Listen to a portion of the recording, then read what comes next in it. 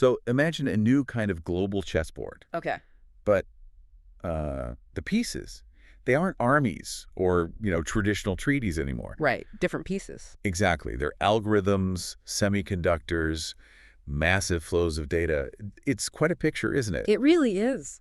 Because the future of foreign policy, what we usually think of as international relations, it's being fundamentally rewritten. Mm-hmm. And it's happening, not really in embassies, but in lines of code. Precisely. And that brings us to this deep dive. It's all about what we're calling AI diplomacy. AI diplomacy. Okay. Yeah, it's about how artificial intelligence is profoundly reshaping, well, everything in international relations. Power dynamics, how countries negotiate on big things like ethics, safety. So it's more than just regulation then. Oh, much more. Crucially, it's not just about regulating AI. It's actually setting the very norms, the rules that are going to shape the global order for, well, decades. A bit like nuclear diplomacy did in the past. Right, setting the whole playing field. So our mission today, what we want to unpack, is a really critical question.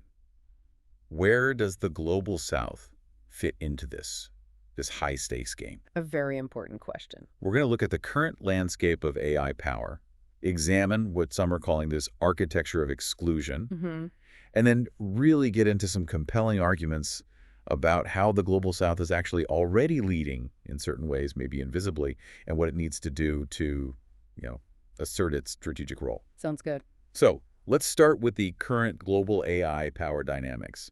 It often feels like a clash of titans, doesn't it? It certainly does. Who are the big players here, and what are their different approaches? How are they tackling AI governance? Well, the main narrative, as you said, frames it as a race, primarily between the U.S., China, and the European Union. And they each have a very distinct approach. Oh. So the U.S., for instance, frames AI as a core national security imperative. They're really likening it to the space race. Right. High stakes. Very high stakes. Their 2025 America's AI Action Plan. It focuses heavily on speeding up innovation, building the critical infrastructure, and leading international AI diplomacy. And that diplomacy includes? Well, it includes exporting their AI tech stacks to allies, but also strengthening export controls on things like semiconductors to deny adversaries that advanced compute power. Interesting. And is there agreement on this within the U.S.? What's really compelling is the bipartisan consensus. You had President Biden using a key executive order, 14110, to embed AI into national security and democratic values. Okay. And that echoed a similar order, 14179, from the previous Trump administration, which focused on removing barriers to American leadership. So broad agreement there. And China, how does their strategies stack up? I understand it's quite multifaceted. Oh, indeed. China's Digital Silk Road initiative is a prime example. Right, I've heard about that. They're exporting digital infrastructure, AI risk management tools, even their data governance models. And this goes out to countries across Africa, Latin America, Southeast Asia. It's embedding their standards globally. Exactly. The sort of deeper insight here is how these seemingly technical decisions, data formats, platform choices, they become powerful tools of geopolitical influence. They can shape entire economies for decades. Wow. Their 2017 National AI Strategy aimed for global leadership by 2030. And that goal was really spurred by what they called their Sputnik moment. Ah, when AlphaGo won. Precisely. After AlphaGo's victory in 2016, that was a wake-up call. And what about specific companies? Like DeepSeek. I've read they're making big strides despite chip restrictions. That's a really noteworthy point. The rise of AI startups like DeepSeek, it's significant. Despite major chip restrictions from the U.S., they've developed models that are reportedly comparable to leading U.S. ones. How? Well, at a fraction of the cost. It suggests they're finding innovative ways around it, maybe more efficient algorithms, maybe specialized hardware ways to bypass the need for just raw compute power that we often assume is essential. It could be a blueprint for other nations. Fascinating. Okay, so we have the U.S., China. What about Europe? How do they fit in? Europe has taken a different tack. They've really focused on regulation. The AI Act. Exactly. Their AI Act is groundbreaking. It categorizes AI systems by risk, mandates transparency, accountability, and crucially, this act has global reach. How so? Any AI system operating in the EU, no matter where it comes from, has to comply. This is what they call their human-centric model, anchored in rights and the rule of law. So regulation is influence. Precisely. But they're not just regulating. Their Invest AI initiative, kicking off early 2025, aims to mobilize, I think it's $200 billion for AI development, including building AI gigafactories. Wow. And they're also pushing the Framework Convention on Artificial Intelligence. Okay, so we have these three major players, US, China, Europe, all with distinct approaches, distinct rule books almost. Mm-hmm. This feels like more than just fragmentation. It's like creating digital silos, isn't it? Yeah, With potentially fragmented standards. absolutely. And that must have huge implications for smaller nations and, frankly, for global stability overall. You've hit on a critical point. That fragmentation, it really shines a light on what some are calling the architecture of exclusion. Architecture of exclusion. Tell me more. The argument is that today's AI diplomacy, the rulemaking, it's largely shaped by these few very influential players. And that often sidelines the global south. Sidelined. And are there numbers to back that up? There are some pretty startling statistics, actually. A 2025 finding from the Diplo Foundation, they're a leading think tank on digital governance, found that fewer than 15%, 1/5, of global AI governance initiatives include meaningful representation from global South nations. Only 15%. And get this, only 5% of these initiatives are actually led by non-OECD countries. Wow. That's stark. It is. And what's compelling here, or maybe concerning, is that this isn't just an oversight. It's not like they forgot to send the invitations. No, it reflects deeper structural dynamics, the kind that tend to replicate existing global hierarchies. As one source we looked at puts it quite powerfully, if the rules are written without us, then they're not global. They risk becoming selective or exclusionary. It makes sense. And even more bluntly, a governance system that excludes half the world is not governance, it's domination. Oof. That is hard. It really does. When I first read that, it struck me too. It's not just a moral point, it's a pragmatic one for global stability. If there's no equity, are we basically building a digital world that's inherently set up for friction, for conflict? That's a profound question. Yeah. So this exclusion, it ties into the infrastructure gap too, right? It's not just about ambition. To lead in AI, you need sovereign infrastructure. Exactly. We're talking compute power, high-performance chips, skilled people, localized data sets, good connectivity. All of it. And the reality is these resources are disproportionately concentrated in the global north and China. What kind of disparity are we talking about? Well, consider this. Back in 2022, U.S. private AI investment, it topped $47 billion. $47 billion. Yeah, that's almost double the combined GDP of several smaller nations. Now, fast forward to 2024, and estimates suggest only about 3% of global AI compute capacity was located in Africa and Latin America combined. Only 3% combined. Combined. The rest sits with the traditional power blocks. So this isn't just a market imbalance. One source calls it a geopolitical chokehold. A geopolitical chokehold. Powerful term. It means your autonomy, your independence, it kind of dissolves when your compute power and your AI models all reside somewhere else, abroad. That really puts it starkly. Right. But for many countries in the global south, building that kind of sovereign infrastructure must seem incredibly daunting. Is it even realistic? It's definitely a huge challenge, but the argument is it's not about symbolic diplomacy, it's structural. We need to talk about the diplomacy of infrastructure. Diplomacy of infrastructure. Yeah. Where strategic autonomy doesn't start with grand statements at the UN, it starts with servers.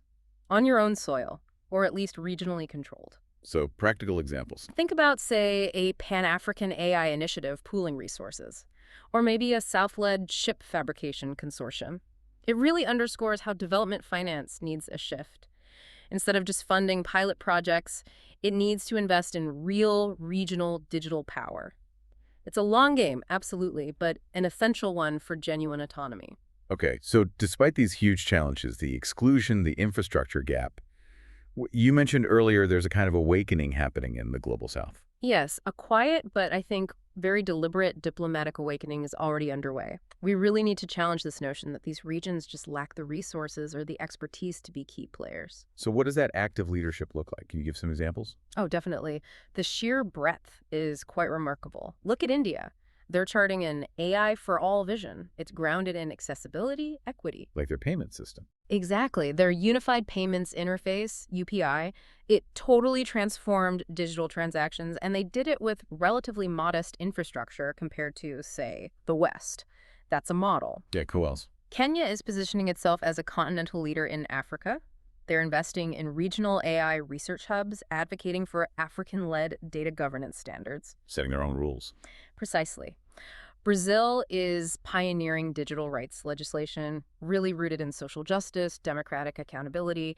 Indonesia is scaling up AI education and, interestingly, developing indigenous language models across its vast archipelago. Indigenous language models, that's crucial for inclusion. Hugely. And then you have countries like the UAE and Saudi Arabia. They're leveraging their sort of neutrality and significant capital. Right, big investments there. Huge. Like the UAE's Stargate AI data center project, that's a $100 billion partnership with Microsoft and G42, a major Emirati AI firm. Yeah. They're using this position to host global dialogues on ethics, on compute equity, basically using AI strategically as a form of diplomacy to shape narratives and convene authority. So convening power through investment and neutrality. Exactly. And the numbers are showing this shift too. More countries adopting strategies. Absolutely. By 2025, over 20 global South countries had adopted national AI strategies or specific digital rights laws.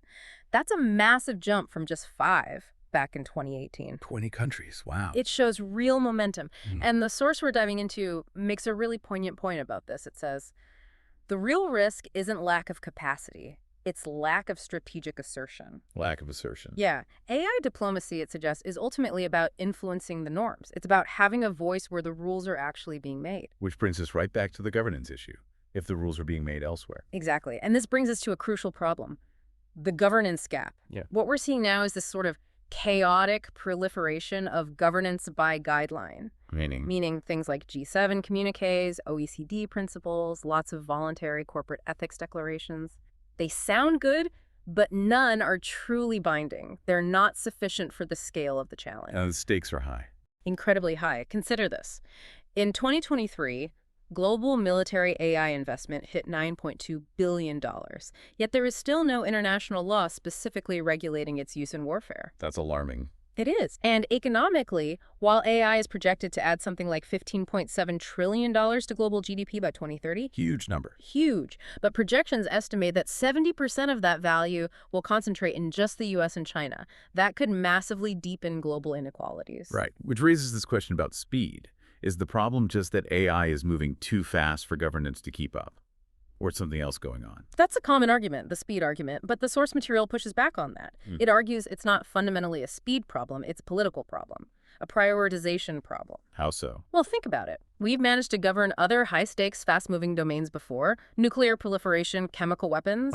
It's possible. The timeline of AI advancements is just incredible, right? AlphaGo in 2016, GPT-3 in 2020, ChatGPT explodes in 2023, you get a UN resolution in 2024, and by 2025, we have things like Grok 4, Midjourney V7. The pace is dizzying. Absolutely. Yet governance lags way behind. So the argument isn't we need to slow down innovation. It's we need to speed up governance and redesign it so it can actually be adaptive. Speed up and redesign governance. Okay. So if it's a political problem, not just a speed problem, what does that mean for the global South? What's the actual path forward? How can they foster that AI sovereignty and diplomatic equity we talked about? Well, the analysis suggests a need for a bold, coordinated strategy. It breaks down into about 5 key areas. Okay, let's unpack those. What's the first one? First, redesigning multilateralism itself. The idea is something like a Global South AI alliance. An alliance. Yeah. Uniting regional blocs, think the African Union, ASEAN, Mercosur, the GCC.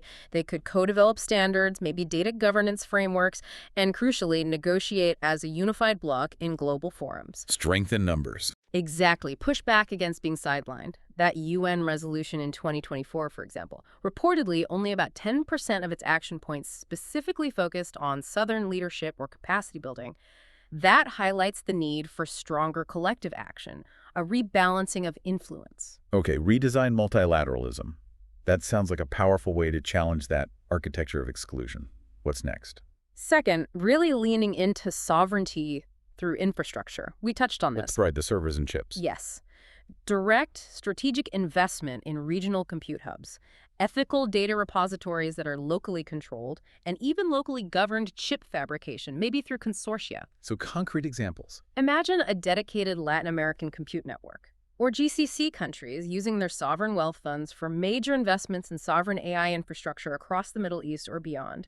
McKinsey estimates AI could add $1.2 trillion to Africa's economy by 2030. Huge potential. Huge, but only if those foundational elements that compute the data infrastructure are built locally, not just leased from abroad. Got it. So strategic autonomy really starts with the hardware, the infrastructure. Number 3, what about engaging with the big global tech companies? You can't ignore them. Absolutely not. So third is engaging big tech, but on new terms. New terms. Shifting away from these potentially extractive licensing deals where value flows out, moving towards partnerships based on co-ownership, co-design of systems, and shared accountability. Real partnerships. Can you give an example of what that might look like? Sure. Think of maybe a South African startup working with a global tech firm on healthcare AI. But the deal ensures profits are reinvested locally. Data governance is shaped by South African regulators, not just dictated by the company's headquarters somewhere else. It's about changing the power dynamic in those relationships. That's a crucial shift. Yeah. Okay, so redesign multilateralism, build sovereign infrastructure, engage big tech differently. What's fourth? Fourth, and this is fundamental, investing in people. Exactly. AI, diplomacy, sovereign AI, it's all hollow without the human talent. This means building robust talent pipelines across the global south. We're talking fellowships, scholarships, dedicated AI academies. To train who? To equip the next generation of engineers, yes, but also ethicists, policy leaders, regulators, people who can build, shape, and govern AI from within their own contexts. It's about empowering them to be creators and rule shapers, not just consumers of AI developed elsewhere. Makes sense. You need the people to drive it all. Okay, and the final piece, what ties this together? The fifth point is coordination, a coordinated South-South strategy. So working together across the global south. Yes, because fragmentation weakens influence, while unity empowers. The suggestion here is perhaps developing something jointly, like a charter for AI justice. A charter for AI justice. Yeah, linking principles of fairness and equity directly to practical things like equitable trade rules for digital goods or guaranteed access to compute resources. The goal is to transform the global south from being rule takers into an elective gravitational center for AI governance, shaping the global rules, not just reacting to them. So these 5 points, they sound ambitious but also practical. It's not just idealism, is it? Not at all. The argument is that these are really about institutional evolution, building on existing diplomatic structures, adapting them to address the unique cross-cutting challenges that AI presents. It's about practical power dynamics in the 21st century. Okay, so let's try to bring this all together. To recap for everyone listening, Yeah. AI isn't just some tech frontier anymore. It is absolutely a diplomatic terrain Unequivocally. and the future of international relations. It's going to be shaped not just by traditional treaties or military power, but increasingly by data flows, by who controls compute access, and by these emerging governance standards. And without robust international guardrails, without that inclusive governance we talked about, AI development genuinely risks becoming, as one source put it, a new Cold War. Not with missiles, but with models. A Cold War fought with algorithms. Exactly. And the potential consequences are profound. We're talking about massive job disruption, definitely widened inequalities between and within nations, the normalization of surveillance, and, frankly, severely strained democracies. Now, the promise of AI is still immense, right? Right. We have to remember that. It could accelerate medical breakthroughs, help us tackle climate change, improve disaster response. Huge potential for global public good, no doubt. But, and this is the crucial but, that promise really risks becoming concentrated power, benefiting only a few if we don't build these truly inclusive frameworks. That's the core tension. So here's maybe a final provocative thought for you, the listener, to take away today. The source material we've explored concludes with this powerful statement. The world's next chapter must be authored by all of us, or it will serve only some of us. A strong closing thought.